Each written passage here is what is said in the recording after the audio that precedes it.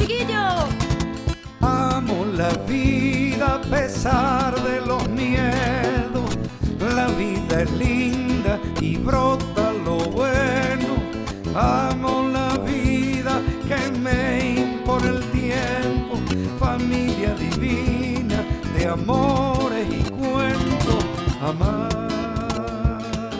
la vida no solo cuando es fácil, también se pierde. Así, igual así, amo la vida. La la la la, la la la la, la la la la.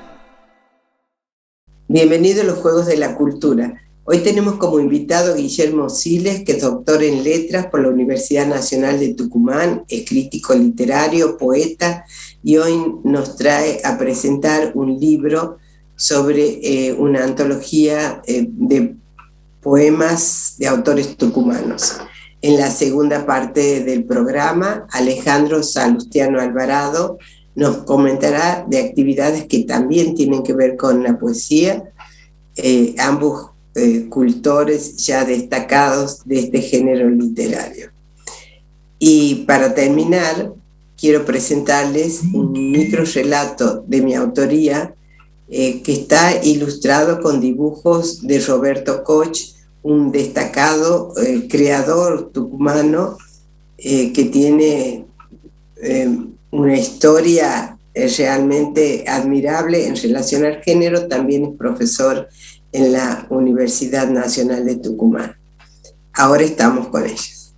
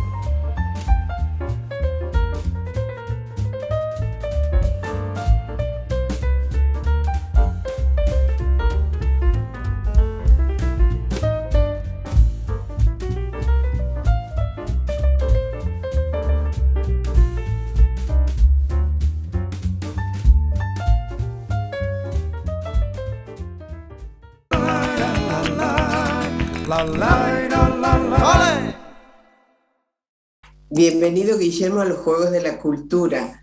Realmente siempre es un placer charlar contigo por todo lo que sos, te diría, un militante de la poesía, y eso es mucho decir, siempre es un placer. Bueno, entonces, muchísimas gracias, Blanca, y a mí también me gusta conversar con vos en este programa y difundir. Y también muchas gracias por lo de militante de la poesía. Creo que es una actividad que sostengo desde hace mucho tiempo, no solo escribiendo, compartiendo la experiencia poética en la universidad con los estudiantes, sino organizando también eventos, realizando el café literario desde 2014, que lo estoy coordinando yo en el Centro Birla, de modo que siempre en contacto con la poesía y haciendo actividades relativas a este género. Hay quienes dicen que la poesía es un arma, además que no se vende, que no caduca. Muchas cosas se dicen. ¿Qué es la poesía y qué implica para vos escribir poemas? ¿De qué forma incide en tu propia vida el ser poeta? Bien, hay una infinidad de definiciones y no vamos a desplegar ninguna aquí, ¿no? Bueno, Borges dice una muy linda que toma de un filósofo inglés, que es el sabor de la fruta, ¿no? Que no es la fruta, sino el sabor de la fruta, ¿sí? Eso que se acerca y está ligada a la experiencia de lo sensible, al cuerpo, a la revuelta del habla, ¿sí? Porque los poetas lo que hacen es extrañizar, ¿no? Si se puede usar ese neologismo, volver extraña la lengua materna, ¿sí? Proust decía eso, que los libros más bellos parecieran escritos en otra lengua, y porque el poeta al fin es como el traductor de lo sensible en su propia lengua. Entonces, para mí es de una riqueza muy grande y un privilegio poder reunir, ¿no?, esa actividad de poder acercar a los estudiantes a la experiencia poética en las aulas de la universidad pública, y al mismo tiempo expresarme poéticamente y escribir poesía. Creo que es algo muy hermoso y de lo que estoy agradecido, y también a la institución, ¿no?, que hace posible estas cosas, que yo pueda elaborar un programa, a que al mismo tiempo es también como una suerte de antología, ¿no?, al seleccionar un programa para dictar un seminario exclusivo de poesía en una materia específica, y es poesía argentina contemporánea. Entonces, eso está muy bueno para mí, me parece algo que es un privilegio verdaderamente, y también la posibilidad de coordinar el café literario, porque por un lado está la docencia, la investigación, de poder escribir ensayos sobre poesía, escribir reseñas para revistas, para diarios, y a la vez también sostener uno de los pilares de la universidad, que es la extensión a la comunidad, y poder compartir ese espacio con poetas de otras provincias, con poetas tucumanos. Qué interesante esto que traes, este enunciado de volver extraña a la palabra y a la lengua materna. Si pudieras desplegar esta idea, este concepto, este sentir tuyo, porque justamente es un punto, si se quiere, conflictivo. Como poeta lo dices como esa característica de mayor valor de la poesía, y sin embargo, a quien no tiene el ejercicio de la poesía, no se ha acercado en demasía a la poesía, lo que hace es decir no entiendo, tal vez muchos casos pasas no entiendo, y sentirse alejado del poema justamente por ese extrañamiento que se produce, este modo distinto de decir, que implica mucho juego y mucha creatividad, por cierto. Entonces, ¿por qué lo marcas con ese valor tan elevado? De volver extraña la lengua, bueno, porque de verdad eso es lo que ocurre, ¿no? Porque transgrede la gramática, el orden, ¿sí?, del lenguaje, y porque además, más allá de lo que el poeta quiera decir, el lenguaje siempre dice más, ¿no? En algún punto, bueno, esto de que somos hablados por el lenguaje es como algo inevitable, esa especie de revuelta, ¿no?, de revolución que hay. Y por eso esto que vos decías, ¿no?, que de la poesía que es un arma, claro, porque combate, ¿no?, combate contra lo regimentado, contra lo institucional, ¿sí? No quiere decir que sea un revólver, no es una metáfora, por supuesto, pero siempre se fija, ¿no?, en el detalle de lo mínimo, esto que yo decía la otra vez en una entrevista, que el poeta es como una antena, ¿no? Eso que decía Charly García, soy una antena, ¿no?, que me transmite lo que decir, está muy presente en la poesía. Por eso es que la lengua se vuelve extraña, pero no creo que eso sea difícil, porque en realidad, al mismo tiempo, es lo más cercana que hay al habla. De hecho, cotidianamente nosotros hacemos un montón de transgresiones al hablar, porque la lengua está en continuo movimiento, todo el tiempo está cambiando. Entonces, eso le ocurre a la poesía, y por eso también es el género en el que uno puede ver más rápidamente los cambios, ¿no?, los cambios lingüísticos, porque todo el tiempo está renovándose, intentando, bueno, Violeta Parra, que en algún punto era una poeta popular y que recogía, ¿no?, el canto de las distintas regiones de Chile, decía eso, que hay que dejar, ¿no?, que los jóvenes escriban como quieran, que hagan con el lenguaje lo que quieran. Bueno, y ella misma, ¿no?, hacían en la mazúrquica modernica, ¿no?, me han preguntado por qué me acuerdo, y va haciendo todo ese juego lingüístico, que es muy bello al mismo tiempo, y también escribir con esa sencillez para comunicar, y con tanta belleza, una canción como Gracias a la vida, ¿no?, que es un poema precioso. Entonces, siempre está jugando eso, pero hay infinidad de posibilidades. Hay poetas que son barrocos, hay poetas que se preocupan más por el poder comunicar. De hecho, lo que pasa, ¿no?, con la poesía coloquial en los años 60, cuando empiezan a ver que el género estaría supuestamente en crisis frente al boom de la novela latinoamericana, que se leía más, incluso había como gente que profetizaba, así que qué iba a ser de las sociedades modernas, que la poesía iba a ir desapareciendo, y en realidad todas esas profecías no se cumplieron, ¿no?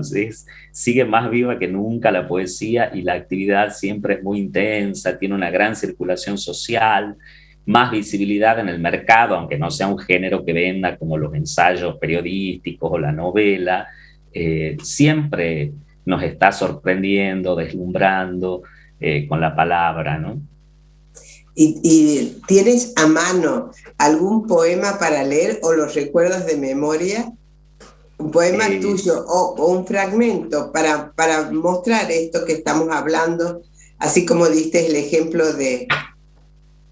Sí, me gustaría leer un poema de la antología que hemos preparado con mi colega, Poetas de Tucumán, que es una antología que hace un recorte temporal entre 1960 y 1990, que preparé con mi colega y mi compañera de cátedra, que es una investigadora del CONICET, Soledad Martínez Zucardi, y con ella armamos esta antología que está conformada por 34 poetas de Tucumán y radicados en Tucumán. De hecho, hay poetas de Jujuy, de Salta, pero que hace años que viven en Tucumán, incluso algunos vinieron a estudiar y se radicaron en nuestra provincia. Entonces están integrados a esta antología de poetas de Tucumán. Y me gustaría leerte, por ejemplo, un poema de Mari Lobo, que dice lo siguiente, que es poeta y novelista, además de artista plástica. Caminito de niebla, jugué por el silencio oscuro de los surcos, allí donde un perro fue herido por un cuchillo. El cuchillo tenía sangre y azúcar, leyenda y misterio. No he vuelto a jugar desde que mi padre, sonámbulo, salió por la noche y fue engullido por el cañaveral. Por cada caña que cortaba, el machete ardía estrellado sobre su sueño profundo. Al alba, un lejano resplandor lo despertó, la escarcha le quemaba los pies. Bueno, eso sería uno de los poemas. De estos poemas hay una gran diversidad en esta antología, una gran diversidad de poemas, de poetas de diferentes generaciones, poetas que han escrito poemas sobre ríos, sobre viajes, sobre plantas. Es decir, la poesía tiene una infinidad de posibilidades y de temas para abordar, y nosotros queríamos que esta antología tuviese esa característica, ¿no?, de ser plural, abordar una infinidad de temas y de recorrer, ¿no?, un periodo temporal que veíamos que faltaba, ¿no?, que no había, que hay muchas antologías. De hecho, bueno, desde la Lira Argentina de 1824 hay muchas antologías, muchísimas, incluso ahora que hay muchas editoriales independientes y pequeñas editoriales que se ocupan de la poesía, hay antologías temáticas, de género, bueno, una gran cantidad de poesía de mujeres. Por ejemplo, ya en 1930 hubo en la Argentina una colección, una selección de poesía femenina, por ejemplo, la tradicional, que es un hito, la de Raúl Gustavo Aguirre, y después en Tucumán también nosotros hemos hecho esta antología pensando en que 1921, que es la fecha del ISBN de este libro, es de 1921, Alfredo Console hace una antología ya de carácter, digamos, más personal, porque él la construye, ¿no?, como era un periodista y un bibliotecario. Entonces es una antología de autor y que incluye poetas tucumanos. Entonces cumplían 100 años de esa antología que se llama Florilegios de Poesías de Tucumán o Poesías Tucumanas. Entonces, como se cumplían esos 100 años, porque después hay otras antologías que continúan, ¿no?, esa tradición, recoger esa tradición y ofrecer, digamos, nuevas voces de poetas que nacieron entre 1960 y 1990, ¿sí? Interesante porque, bueno, hay toda una historia realmente en Tucumán, y que esto quede documentado. No podemos dejar de recordar a Carola Briones, a Manuel Serrano Pérez, a Carlos Duguech como iniciadores, además con ese gesto y esa producción tan original que era el cartón de poesía. Sí, el cartón de poesía se va a hacer una selección y se va a publicar. La facultad va a publicar un libro sobre los cartones de poesía que de hecho la facultad los está reeditando y son muy hermosos, ¿no? Con poetas más jóvenes, se han ido incluyendo. Ahora se incluyó a uno, se hizo un cartón sobre Santiago Silvester, que es como el gran antólogo del noroeste, que tiene 2 volúmenes, uno de 2003 y otro de 2008, sobre poesía del noroeste argentino. Entonces se lo invitó a él y está incluido en uno de los cartones que se están reeditando. El Departamento de Publicaciones, con su sello editorial Humanitas de la Facultad de Filosofía y Letras, lo está publicando nuevamente. ¿Va a salir con formato de cartón? No, creo que va a ser un libro. Seguramente va a recoger los viejos cartones y los va a editar facsimilarmente. Eso es lo que tengo entendido, la información que tengo. Seguramente la selección ha sido algo complejo. ¿Cuáles son los criterios de selección? ¿Y qué considerarías como un buen poema? ¿Con qué indicios tomaban en cuenta? ¿O qué características para decir esto sí y esto no? Dada que la producción es muy rica y además, algo has dicho cuando decías que buscaban la variedad y buscaban la representación de esos distintos años que ustedes cubren con los ejemplos de poesía, de producciones de distintos años. ¿Qué otra característica a ustedes fue, varias, que sirvió para ustedes, para la selección? Sí, la selección es eso, ¿no? Siempre una selección, el primer criterio fue de la temporalidad, como te digo, abarcar un periodo que veíamos que no estaba representado en otras antologías de carácter provincial, si bien hay autores que acá están incluidos y que también están incluidos en Poesía Joven del Noroeste Argentino de Silvester, que es de 2008, pero ya pasaron casi 15 años de esa antología. Claro. Entonces queríamos incluir también a jóvenes y el criterio fue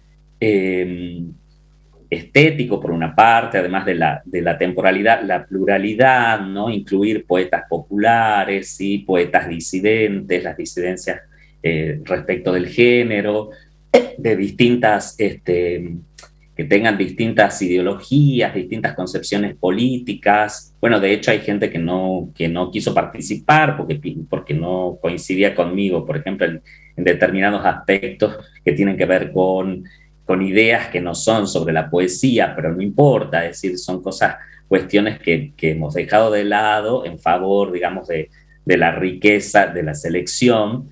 Y los criterios, bueno, han sido muy distintos porque no he sido yo solamente, sino que hemos trabajado con mi colega, con los poetas también, ¿no? Dándoles la posibilidad de que ellos puedan optar por determinados poemas. Por eso hay algunos que han incluido 2 poemas, hay otros 3 o 4, más o menos esa es la perspectiva, ¿no?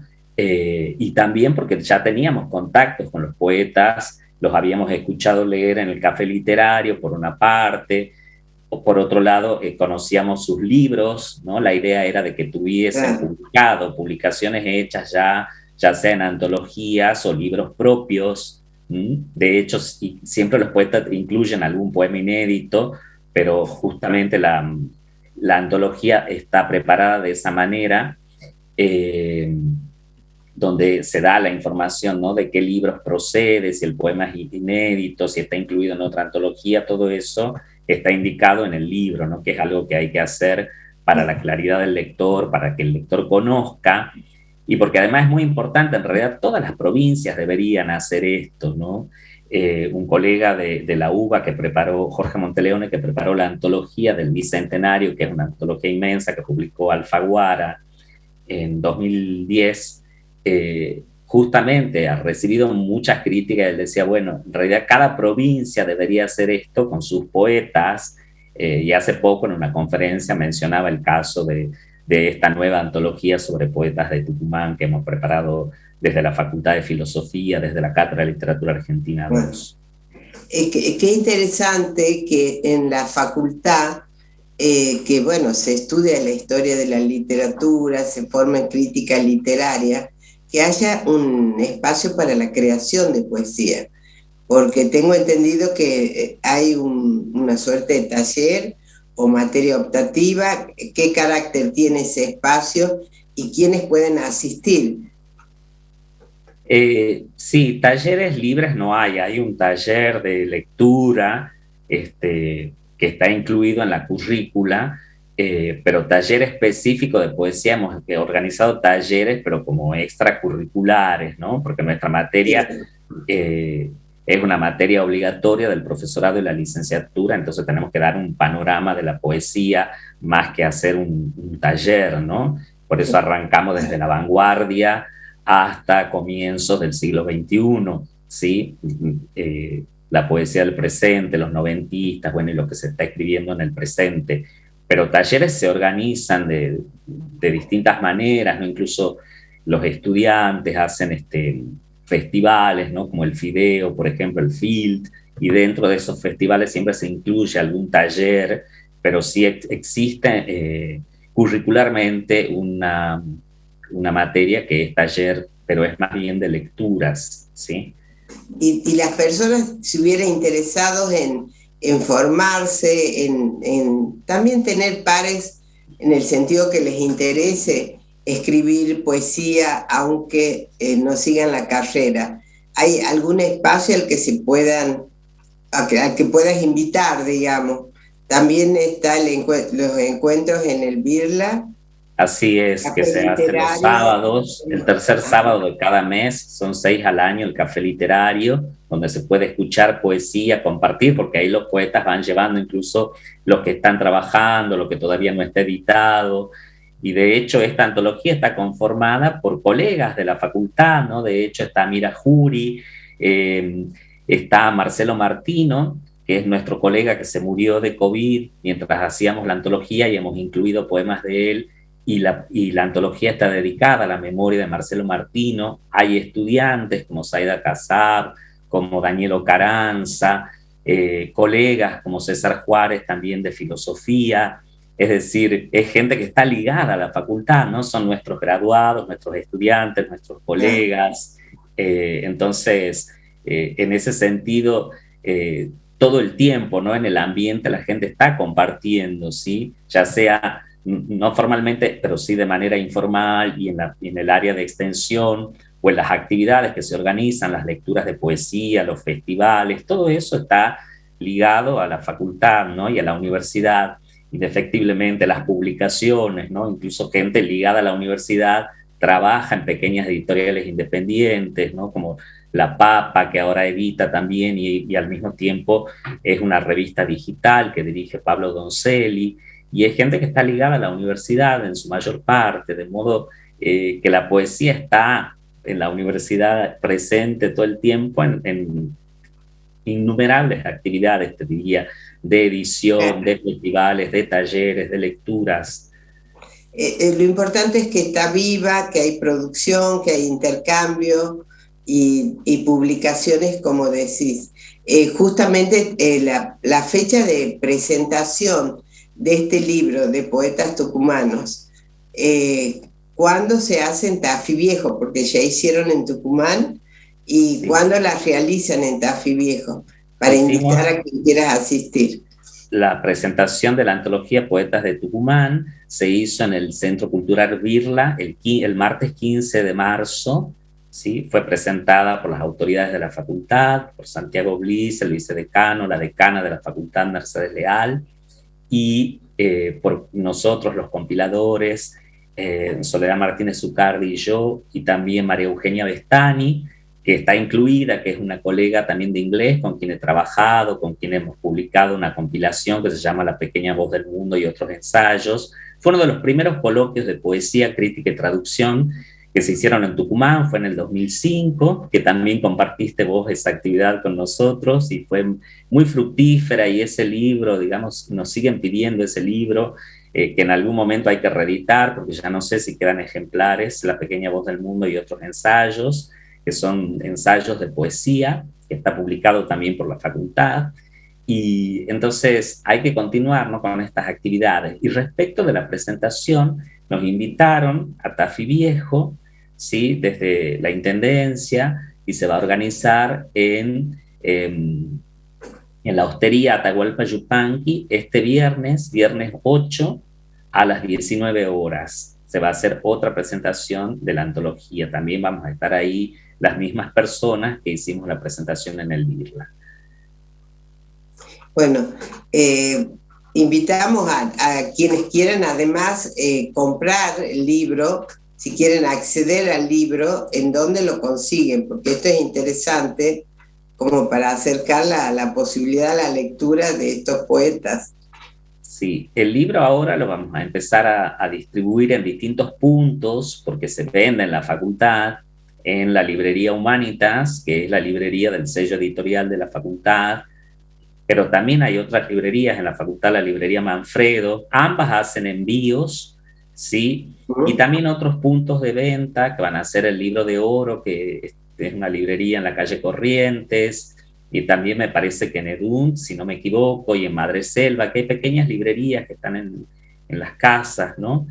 Hay que buscar en internet, digamos, en las redes están, ¿no?, los anuncios. Incluso creo que se van a llevar este libro y otro libro que compiló Soledad Martínez Zucardi sobre la carpa, que es un libro muy bueno, un libro que es una edición facsimilar muy importante que recoge, ¿sí?, las muestras de poemas y los documentos de la carpa, que ha sido un esfuerzo muy importante también de la facultad, así que tanto la antología como ese libro se consiguen en esos puntos de venta y además se van a llevar a la Feria del Libro de Buenos Aires, que va a comenzar ahora a fin de mes, el 28 de abril hasta el 16 de mayo, van a estar en el stand de Tucumán, y de modo que si hay gente, y en Salta también se está distribuyendo en Rayuela, y una librería más que no recuerdo en este momento. Bueno, tiene muy buena distribución porque es tan importante, si no se queda medio camino, ¿no? La edición, claro. Después si no llega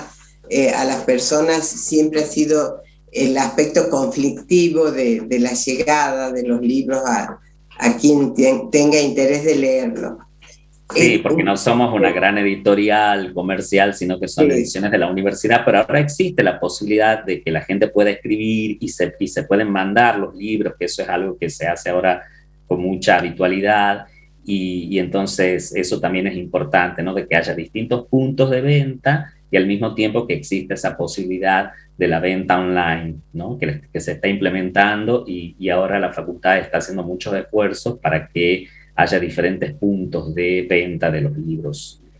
Bueno, te quería, ya hemos llegado al final de la entrevista, te quería pedir un aporte mínimo, sé que es un tema mínimo en tiempo y muy importante en contenido, que tiene que ver con la pregunta es ¿qué es un microrrelato? Porque quiero presentar un microrrelato en el fragmento final, y como eres también, conoces mucho sobre el tema y has hecho el trabajo de doctorado, si no recuerdo mal, sí, sobre lo que es el microrrelato. Me gustaría que un concepto sobre lo que es el microrrelato. Sí, sobre todo el microrrelato, minificción o microficción, que son como los tres nombres que se ha acordado en otorgarle, es una narración breve, pero que tiene elementos de la poesía, del poema en prosa, de viejas formas en desuso, como el apólogo, ¿no?, la fábula, los dichos agudos. Es decir, hay toda una tradición, ¿no?, que se va entretejiendo, y es como, bueno, una pequeña creación literaria que a veces también, ¿no?, está en ese límite entre lo que no es y no es literatura. Es decir, no ha habido como muchos acuerdos sobre una definición, y en general se lo asocia, digamos, al final sorpresivo, a los juegos eruditos, no a los juegos lingüísticos, pero lo que lo define es la brevedad, ¿no? Y para muchos teóricos su carácter narrativo, con lo que yo no estoy totalmente de acuerdo, porque algunos tienen forma narrativa y otros no tantas,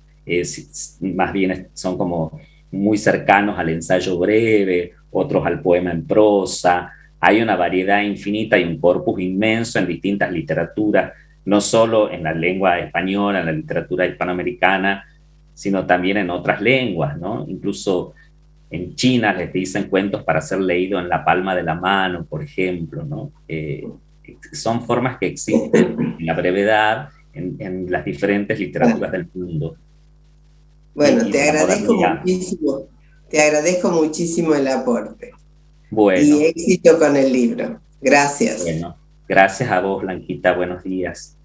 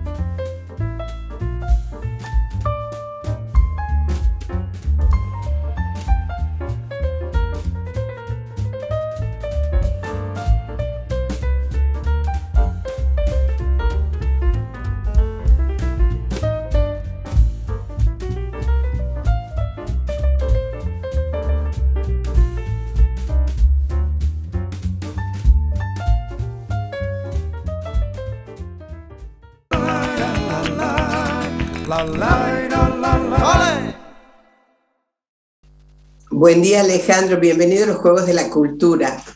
Buen día, Blanca. Siempre un placer, siempre activo. Y cuando siempre pregunto qué quieren que pongamos en el rótulo o cómo se denominan a sí mismos, y seleccionaste poeta, haces muchas actividades. Y me gustaría el por qué esta elección, por qué te identificas con esta actividad, con esta producción. Con esta actividad. Yo como actividad de hecho del espíritu, no solo del humano, pero... Exacto, lo que pasa es que, ¿no es cierto?, en este mundo tan efectivista, etcétera, ¿no es cierto?, la actividad tiene una resonancia como de producción, o sea, que está bueno, pero yo claramente me he alejado de esa perspectiva de vida o de modo de vivir. Entonces, yo justamente pensaba esta mañana, ¿cuánto vale un poema, no? ¿Cuánto vale? Y siempre con mis amigos, bueno, incluso la familia a veces considera que lo que yo hago es lo menos productivo de todo, cosa que yo no considero así. Pero, ¿por qué me identifico con eso y por qué pido que se me llame así? Se me llame así porque para mí es un modo de vida. No sé si soy bueno o mal poeta, pero esa es otra cuestión. Pero sí este anclaje, ¿no es cierto?, esta cosmovisión que tengo yo con respecto a mí mismo, a mi conexión con el mundo y a lo que yo debería o quiero o puedo ofrecer a mi grupo, a la sociedad, ¿no? Que era esta idea de cultivar lo mejor de sí y entregarlo, ¿no? ¿Y qué sería el modo de vida? ¿Cómo lo interpretas? ¿Cómo le dices, le cuentas a los otros? ¿Cómo les cuento a los otros? Como yo me muevo en un mundo así medio aburguesado, digamos, ¿no? O sea, tengo amigos que son yo los quiero mucho, son muy geniales, todos, cada uno en su profesión, y muy exitosos algunos, en fin. Entonces, mi modo de vida tiene que ver con trabajo en relaciones de dependencia un par de horas al día, que es lo que me da el sustento para poder vivir, y el resto del tiempo lo administro haciendo cosas que también me dan el sustento más importante para poder vivir, como puede ser la lectura, la escritura, escuchar música o pintar o dibujar, ocuparme de mi perro, por ejemplo, que son lo que me sostiene a mí como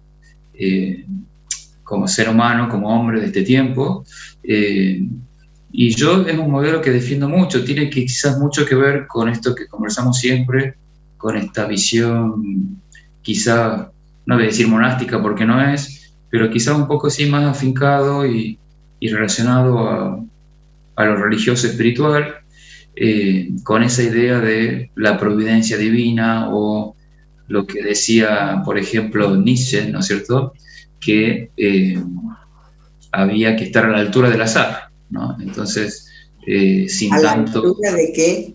Del azar, ¿no? Que esa era la medida de... Qué linda, qué bella idea. Asocié azar con alas también. También, parece claro. Parece que no tuvieran que ver, pero bueno, todo tiene que ver con todo, lo podemos plantear. O sea, ¿la podés desplegar a la idea? Estar a la altura del azar.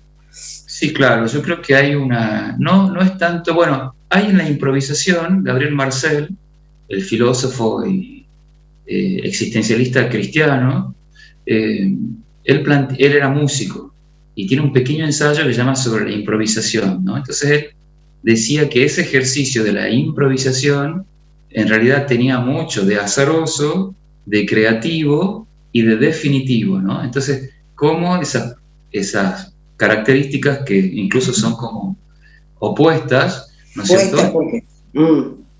Y paradójicas. Llama la atención, claro, llama la atención lo de definitivo. Y claro, porque nunca más sucede esa improvisación musical, ¿no? Es única. Exacto, es única. Y esto de estar a la altura del azar también tiene que ver con esta característica que tenemos los que nos movemos en el tiempo, ¿no es cierto?, que aunque hagamos cosas repetitivas, cotidianas, son únicas, nunca más esa condición va a existir. Entonces, pienso que Nietzsche, con esa chispa de genialidad y de tipo inquieto, ¿no?, empujaba y empuja, siempre está invitándonos a arriesgarnos y pienso yo, a vivir ese momento como, bueno, lo máximo que podamos dar en muchos sentidos, ¿no? Desde disfrutar simplemente. Ayer no sé si ha visto el atardecer magnífico de Tucumán, y entonces aprovechar solo eso, ¿no es cierto?, por unos minutos, porque eso después ya se transforma en noche. Bueno, eso sería estar a la altura del azar, ¿no? O sea, contemplando eso. De estar abierto a lo que las circunstancias te ofrecen, porque si estar abierto, estar apostando a tomar esas circunstancias y no dejarlas pasar, ya sea tomar en el sentido de vivirla, incorporarlas. Le preguntaba a músicos de jazz qué era la improvisación y cómo hacían ellos, porque me llamaba la atención esta sincronización de la entrada y de la salida del que improvisaba. Entonces, porque de hecho no es solo azar, ahí había músicos a quienes les preguntaba que sabían que tenían toda una historia y una experiencia en relación al jazz, un conocimiento, y la música en sí tenía una estructura, claro, pero había una situación donde esa estructura daba paso al azar, y esa estructura es la que es ese tiempo que ellos sabían cuál era la estructura que le daba contención, entonces aprovechaban ese tiempo para hacer su creación, que es única, claro, la propia de ese momento. Aprovechando, ¿no es cierto?, esta analogía, quizás, qué interesante que es tener a mano la estructura, ¿no?, en muchos sentidos, ¿no?, y luego animarse a dar el salto para lo creativo, para instaurar ese ámbito nuevo que la posibilidad ya solo de reflexionar distinto y de actuar y de concretar un proyecto que puede ser artístico, que tiene que ver con la escritura o la música, ¿no es cierto?, ya es la maravilla. Eso para mí es estar a la altura del azar, ¿no? O sea, no tan aferrado a la estructura, que es necesario en un punto, digo, y podríamos pensar la estructura como, qué sé yo, el trabajo, o cumplir horarios, en fin, hacer los roles, cumplir los roles sociales, pero no dejar que eso nos asfixien. Claro, y quien toca música es toda su formación que viene teniendo, o porque va haciendo una historia, y hay una historia de creaciones en relación a la música, también una historia de improvisaciones, aunque no se repitan, o sea, se va sembrando y eso va cimentando un modo, una mayor posibilidad de vuelo, ¿no? Y aquí sí podríamos pensar la relación entre azar y vuelo, estar a la altura de la... Bueno, no podemos dejar de relacionarlo a Nietzsche con los vuelos, ¿no? En el sentido, claro, con la elevación. Mencionabas... Sí. No, que esto de la improvisación, ¿no es cierto? También ya desde niño uno lo aprende, ¿no? Porque una vez que uno aprende a caminar y empieza a explorar, improvisa, incluso cuando habla, ¿no? Yo la veía a mi sobrinita que está ahí hablando más o menos, Agustina, y no sabe leer, o sea, reconoce algunas palabras recién, pero agarró un libro el domingo y se puso a inventar la historia, ¿no? A improvisar eso que ella después descubrirá cuando pueda leer el libro, ¿no? Y eso es muy común en todos los niños, por suerte. Claro, los niños que tienen disposición para el juego y el parentesco entre el juego y el crear, que está ahí puesto a la vista en este ejemplo tan lindo. Traías la idea de vida monástica, y asocié también a la actividad que hace, que tiene el carácter de retiro, retiro literario, con otras personas que les gusta la misma actividad. ¿De qué se trata y qué tendría de monástica también esa actividad? La actividad de monástico tiene el lugar, que es como un lugar muy especial en Tucumán, que tiene que ver con la casa de Pío Fagalde, que está hecha en roca y que tiene unos arcos muy románicos, y que está como abismada la casa en Villa Nubes, sobre la ciudad, ¿no? Entonces ya ese marco ya es un viaje para los tucumanos del llano. Pero de monástico tiene un poco esto de el orden de los horarios, del tiempo, digamos, y de la idea de silencio y de soledad, entre comillas. Y el retiro, claro, es moverse del lugar ordinario en el sentido cotidiano, ¿no es cierto?, para ir, eso está no solo en la Biblia, en todo libro sagrado. El personaje que debe decidir algo tiene que retirarse, tiene que irse a la montaña, al monte Tabor, o ir al desierto, o visitar al maestro, ¿sí? Pero tiene que ponerse en movimiento. Y entonces, mi idea es que la mayoría de la gente que va vive en San Miguel, entonces ya ir a Villa Nubes, que es muy cerquita, es una especie de viaje, de retiro de eso de la vida familiar, de trabajo, en fin, para ponernos a masticar alguna idea, ¿sí? La otra vez conversábamos sobre una práctica muy monástica, es la Lectio Divina, ¿no? Esto de meditar y rezar, y de eso también unirlo al trabajo, ¿no? Porque esa hora del labora es la idea de San Benito, del siglo IV, que todavía un modo de vida que sigue en crisis, pero sigue todavía en pie. Es la idea de no perder el sentido de lo real, o sea, permitirnos esto del azar, la improvisación, pero sin perdernos, ¿no es cierto?, en los laberintos o en los paraísos artificiales que también uno mismo se puede procurar, ¿no? Entonces, en esta oportunidad vamos a reflexionar sobre un tema interesante. Yo quería reflexionar sobre el cambio, la idea de cambio unido a la naturaleza, que es esto que vivimos ya, ¿no es cierto?, en Tucumán, el cambio de estación, ¿no? Del verano pasamos ya a estar más frescos, más abrigados, incluso la naturaleza ya es como que es muy curioso. A mí me encanta el otoño porque la naturaleza se desnuda, ¿no? Y ya el desnudarse tiene algo de sensual.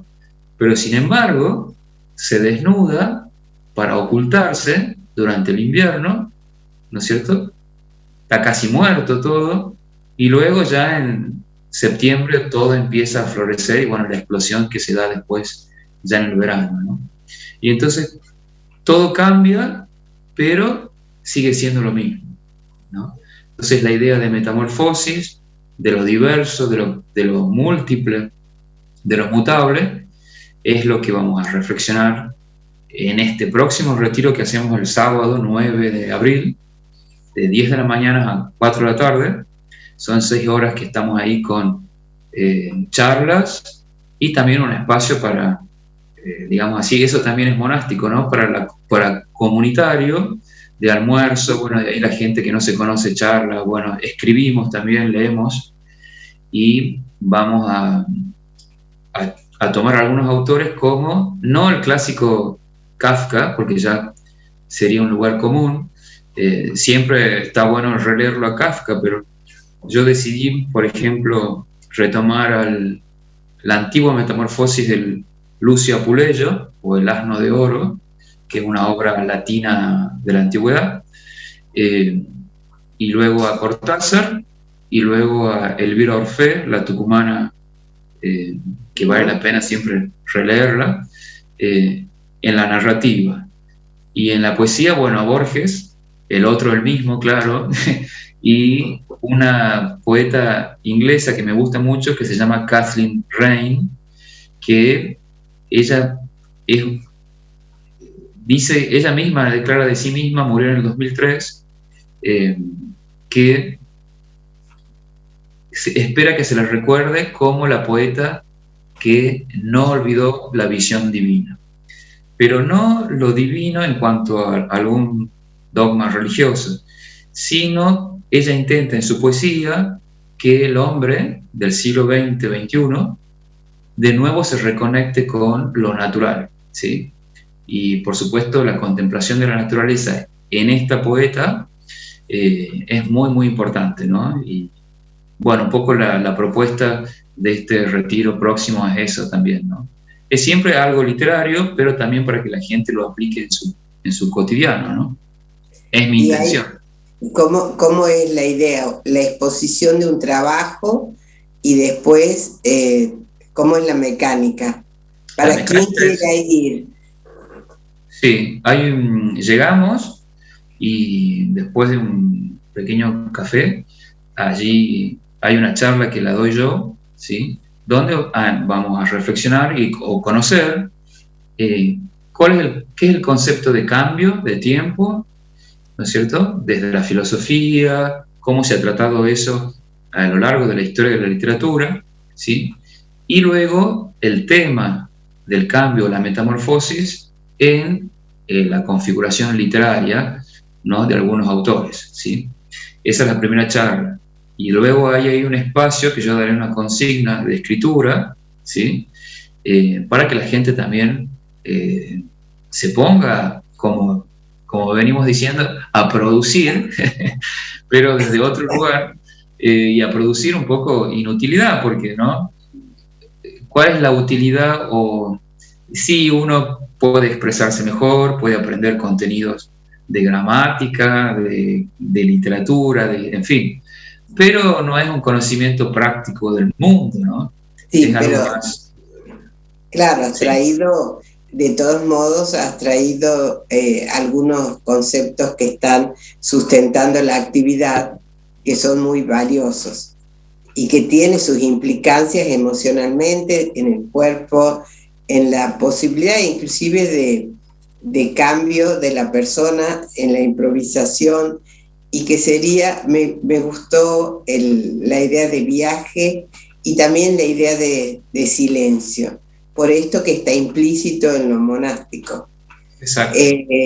O sea, este juego de al mismo tiempo de producir, pero creo que la producción en el sentido no material, diría, ¿no? Sí, producción, esto que dices inservible a los fines materiales, pero muy pragmáticos, pero muy rico si lo pensamos en términos subjetivos, emocionales, hasta los efectos en el cuerpo. Exacto, de hecho. Y al mismo tiempo el silencio o el caminar o el estar en relación con la naturaleza. La propuesta es muy rica. De hecho, yo creo que por eso hago esta propuesta, ¿no? Más allá de transmitir algunos conocimientos que pueda tener, es la propuesta de encontrarse en esa casa que está inserta en un paisaje muy tucumano, ¿no es cierto? También que la gente que no tiene la posibilidad cotidiana de estar así relacionado con la selva, con la altura, ¿sí? Disfrute de todo eso, de lo bello, ¿no? Siempre hablamos de que la belleza, por lo menos yo lo concibo así, la belleza tiene un valor trascendental, ¿no es cierto?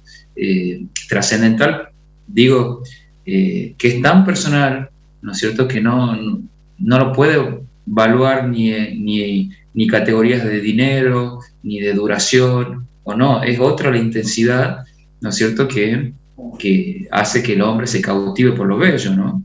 Que incluso el silencio mismo es tan bello. Y tan necesario en muchos momentos. Así es. Y se lo sabe administrar a nivel personal también.